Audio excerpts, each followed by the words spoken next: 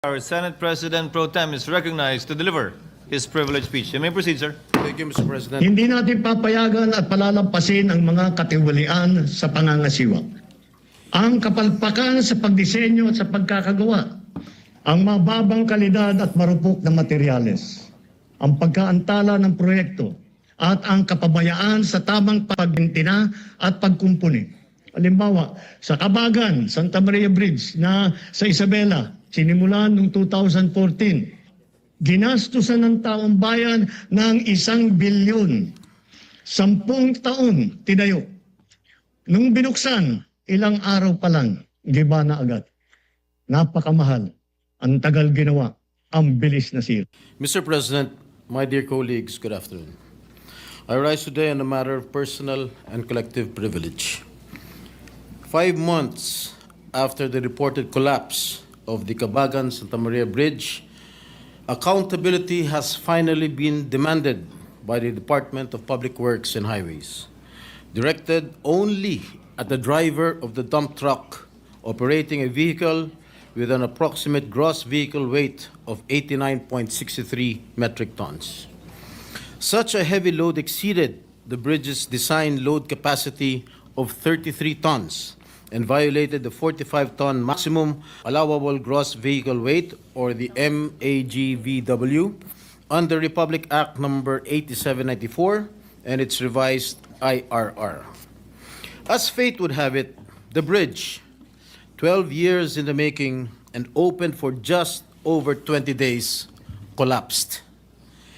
Hailed as one of the engineering wonders and the gateway to the Cordilleras, this road network was one that our kababayans had long looked forward to for decades. Para sa mga kababayan natin na buhay na tinatawid ang daan papuntang Isabela, isang malaking kaginhawaan sana ito. Ngunit ang kanilang pagbubunyi ay panandalian lamang. Mr. President, I take this floor to demand answers. Why did a bridge into which we poured over 1.2 billion of taxpayers' money, meant to be a symbol of strength and connection, become instead a symbol of failure for the government? Sino po ang dapat managot? Sino ang may sala? Nakakadismaya na matapos maimbestigan ito ng Senate Blue Ribbon Committee sa pangunguna ng ating kasamahan na si Senator Alan Peter Cayetano, ay ang nakakabahalang kawalan ng malinaw na pananagutan mula sa taong responsable sa pagpapatupad ng proyektong ito.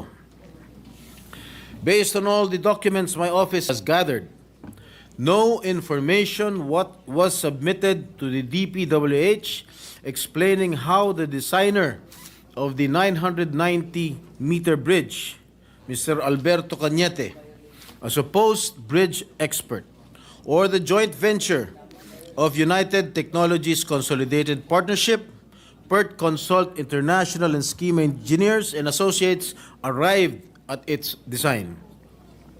The special committee report by the DPWH on the collapse of the Kabagan-Santa Maria Bridge, submitted to the Blue Ribbon Committee last April 30, noted that, based on limited research, there is no known precedent for this exact structural configuration in either local or international bridge projects.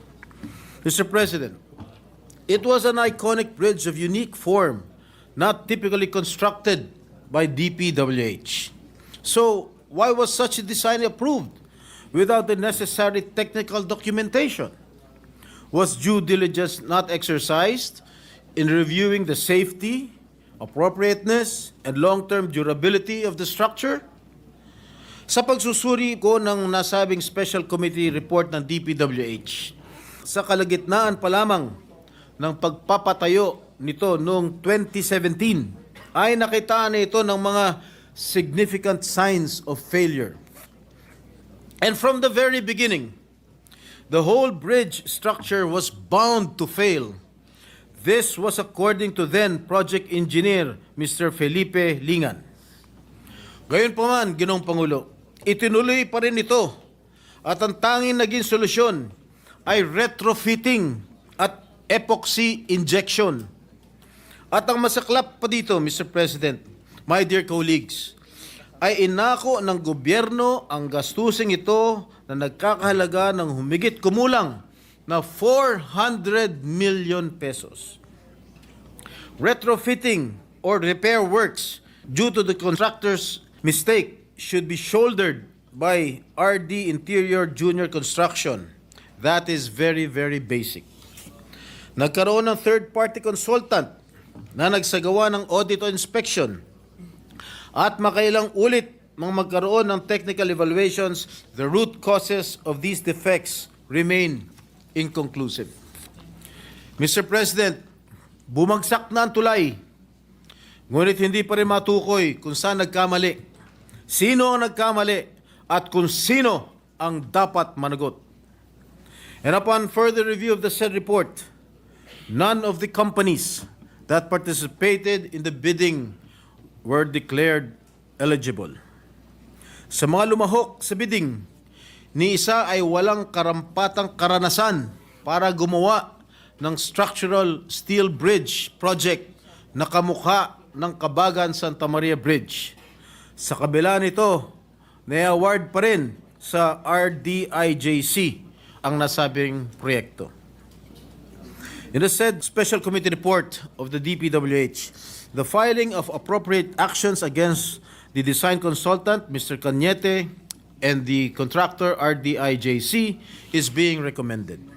Ginoong Pangulo, sa mga umiral na batas, kapag nag-collapse ang isang struktura dahil sa depektibong plano, specifications, construction methods o paggamit ng substandard materials, dapat managot ang mga engineer at arkitekto na nag-prepare, nag-review at nag-aproba ng mga plano at ang kontraktor na nagsagawa ng proyekto. But aside from the truck driver, design consultant, and contractor, what about the public officials who exercised oversight functions? Why is there no mention of disciplinary actions against these supervising officials whose approval and oversight, or lack thereof, enabled this tragedy? Mr. President, wala tayong nabalitaan na nasuspending opisyal ng DPWH na may kinalaman sa proyektong ito. Wala rin tayong nabalitaan, iniimbestigahan sila upang panagutin. A bridge does not collapse overnight. Anumang maliit na bitak ay lumalala, lalo na kapag ito ay binabaliwala. This incident is more than a structural failure. It is a failure of governance. It exposes weaknesses in our systems, weaknesses that will persist if we refuse to confront them with transparency and resolve. And let me show you a video of the interview of DP. Mukhang ang paniwala ng Pangulo, palpak yung project, may mga dapat na nagot na opisyal sa pamahalaan at siguro sa private sector. Dito ho pa meron ng pwedeng gawing aksyon ng DPWH. I-relieve muna lahat ng opisyal ng DPWH na involved sa project na yon. Sa tinagal-tagal na ng project na yan, karamihan ng na-involved dyan sa project na yan, either Retired na. Yung mga, Wala na pala. Ano po ang pinakamataas na ranggo nung nire-recommenda po niyong makasuhan? well, yung mga decision makers natin noon, wala na sila sa pwesto at gobyerno. Mr. President, marami man sa kanila ay retired na. Some of the decision makers are still with the department. Sa aking pagkakaalam, 2 sa Assistant Secretary ng DPWH ngayon ay naging Regional Director ng Region 2 noong panahon ng construction at retrofitting ng tulay, at 3 undersecretaries naman ay malinaw na matagal nang may control sa budget, supervision and oversight over the project ay nananatili sa pwesto at mukhang nabigyan pa ng karagdagang trabaho at dagdag na responsibilidad pagkatapos bumagsak ang tulay. Hindi kaya silang pinatutungkulan ng Pangulo nung sinabing, mahiya naman kayo? Sa mga nakikipagsabwatan upang kunin ang pondo ng bayan at nakawin ang kinabukasan ng ating mga mamamayan. Mahiya naman kayo sa inyong kapwa Pilipino. Mr. President, mahirap tanggapin na sa mga susunod na araw ay haharap sa kaso ang maliit na tao na tulad ng driver ng truck na pananagutin ng DPWH samantalang pinagtatakpan nila ang kanilang mga kasamahan. I urge the DPWH to take full responsibility and accountability not only by pursuing private contractors but also by holding accountable its own officials who were involved in the planning, approval, and implementation of this project. Public confidence demands nothing less. Explain the approval process, identify the lapses in monitoring and enforcement, and most importantly, assure the public that this will never happen again, not through promises, but through concrete reforms in design, review, safety compliance, and project oversight. The bridge that was meant to stand strong for generations collapsed in less than 3 weeks. Its collapse should serve as a warning.